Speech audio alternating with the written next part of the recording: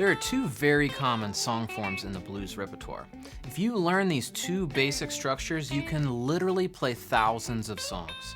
Today, I'm going to teach you those two song structures and how to easily find them on the fretboard so you can translate it to any key.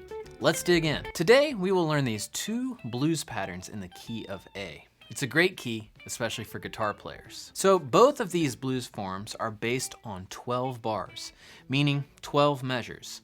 And typically these measures or bars are counted in 4, meaning 1, 2, 3, 4 beats each. So that's gonna be 4 counts each spanning across our 12 bars.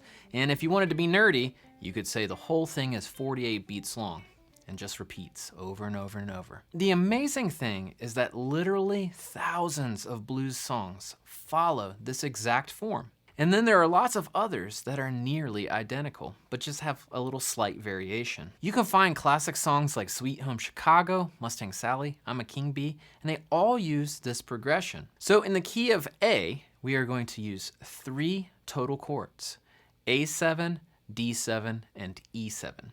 These are all dominant 7th chords. I'm gonna use numbers quite a bit in this video because I want you to be able to move this chord progression to any key that you might need to play it in. The blues comes in many keys. So in the key of A, the chords are as follows.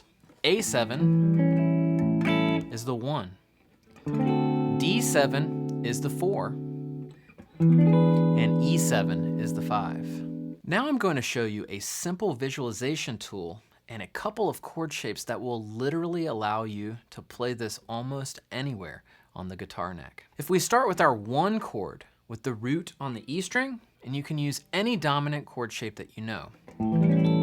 So a lot of people would start with this E-shaped bar chord.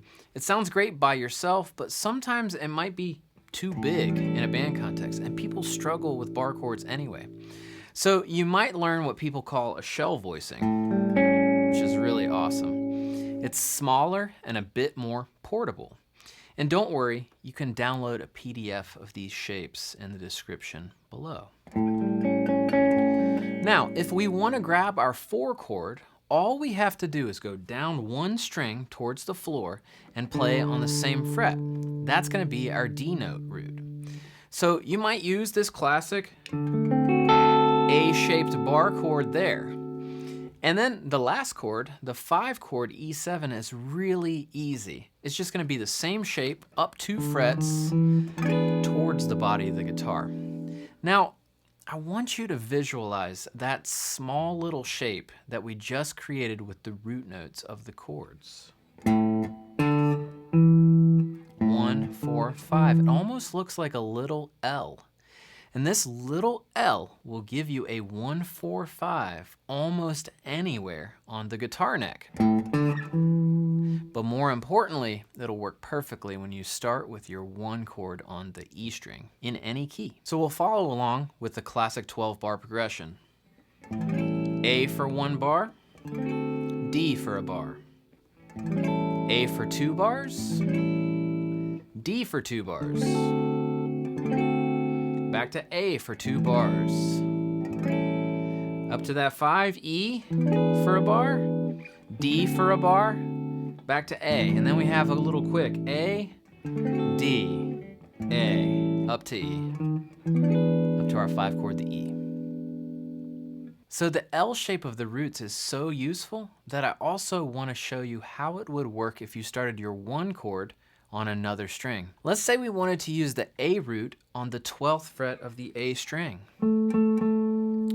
We could play our big bar chord, but I'm gonna just play a small little shell voicing because I think it sounds great. It's just the 1, the 3, and the flat 7. I wanna go to the E string for the 4 and the 5 chords. So I'm gonna move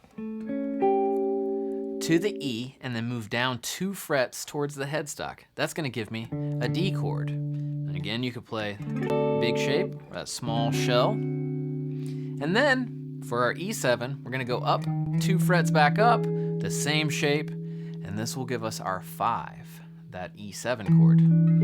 So if you look at that, we have another L shape. 1, 4, and 5. That's a little bit of an L right there. And so I want you to make note of both of these L shapes because this will really help you play the 1-4-5 in any key. It's always going to be laid out like that. And we can also use it across all kinds of different styles. Now when we put it all together, it'll sound like this.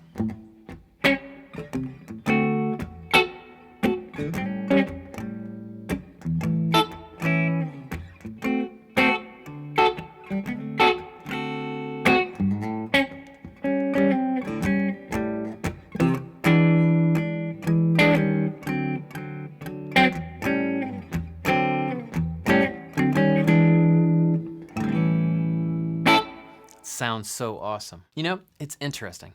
I often hear people call the previous blues form that we just talked about a minor blues.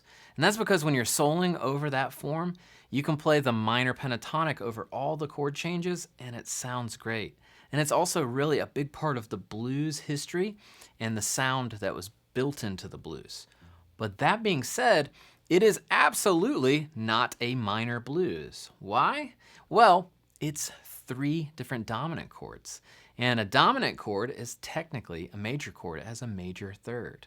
So I think the best way to refer to the previous blues form is just as a dominant blues. Highly recommend that. That being said, the form I am about to teach you is in fact a minor blues.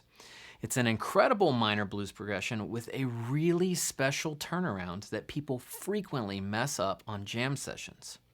I've heard it wrong hundreds of times. And I wanted to mention though, if you're enjoying this lesson and you like my teaching, I have several courses available on my site. My flagship course is called the Diagonal Pentatonic Method. And this course is revolutionary and will get you soloing across the entire guitar neck. You can use it to help break out of the pentatonic boxes you're currently stuck in, or even bypass the boxes entirely. As a thank you for watching this video, go ahead and click the link below and I'll give you 40% off. Or you can just use the code EVERYBLUES to grab 40% off any of my courses. Back to the 12-bar minor blues progression. If you like Thrill Is Gone by B.B. King, Mr. PC by John Coltrane, or many other artists use it as well, like Fleetwood Mac, Albert King, they all use this progression. So this progression includes a 1 chord and a 4 chord, but this time they will be minor 7 chords. I love the minor 7th chord because it's kind of sad, but more mellow than standard minor chords. It can be bluesy, funky, jazzy. It's just a super flexible chord to play and play over.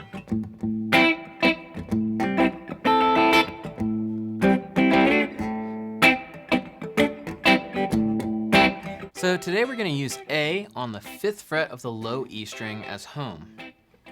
And what I want you to do is play the simple minor 7 voicing.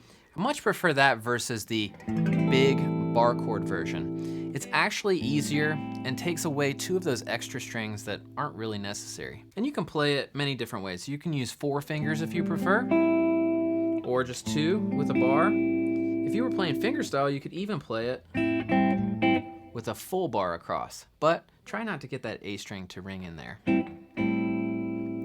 Then we're gonna move down towards the floor again, just like we did in the last part of the lesson. And we're gonna go for the D note at the 5th fret of the A string, and we'll play this classic D minor 7 shape, which is really nice. Again, all of these are in the PDF below. So we've got A minor 7 and D minor 7. And now the fun part, the part that many people mess up.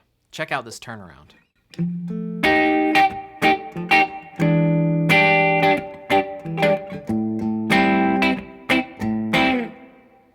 What a great turnaround. This time I made the turnaround just a little extra spicy, but you're gonna be able to play it with no problems. So what's going on here? Well, the thing that guitarists frequently mess up is that they think that the minor blues uses a 5-4-1 turnaround. That would be E minor 7, D minor 7, and then A minor 7. But that is actually super rare, and I've only run across it a couple times on songs that actually use that version of the turnaround. Instead, much more common, like Thrill Is Gone, is what is called a flat 6, 5 to 1 turnaround. And in the key of an A minor blues, that's going to be an F7 or F9 like I played, and an E7 or E7 sharp 9, aka the Hendrix chord, which is what I played. And then back to our A minor 7 that we learned earlier. I can't relate this to an awesome little L shape like we did in the previous chord progression, but you can memorize this little pattern where you have the 1 chord on E, and then you're gonna go down 1 string to the 4 chord. Those are both our minor 7s. And then you would go up 2 frets for the 5, and then up 1 more fret for that flatted 6. So that's where all the roots will be. It's not quite as helpful as that simple little L, but it'll still work for you. Now, when we put all those chords together, it's gonna sound like this.